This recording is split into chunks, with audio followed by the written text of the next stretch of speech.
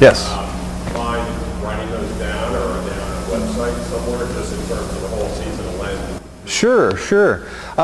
Just to throw a few out real quick, but I don't mind writing down a few. Maybe if you guys can get me a sheet of paper, I'll write them down. But one in particular that was huge for me was actually the introduction of the Devout Life by St. Francis de Sales.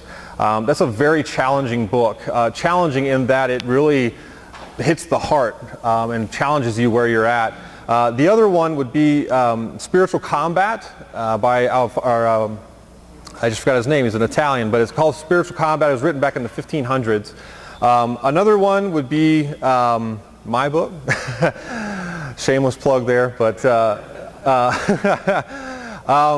you know, and depending on what you want to get into, if you want to get more into like a theology book, I would always recommend, as difficult as it can be, trying to open up the Summa Theologiae by St. Thomas Aquinas. It's a tough one, but there's a lot of commentaries on it that you can start with. One of my favorite is actually by a guy named Dr. Kevin Vost. He's actually a dear friend of mine and a co-author.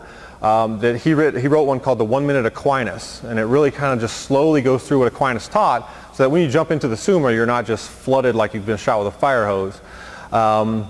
You know, if you want to get more into spirituality or particularly into like the men's movement type of stuff, John Eldridge, he's not Catholic, but I'm a big fan of his stuff. A book called Wild at Heart is fantastic. It's very, very good. Also highly recommend Deacon Harold Burke-Sivers' Behold the Man. He just recently came out with that. It's much more of a theological understanding of what masculinity is.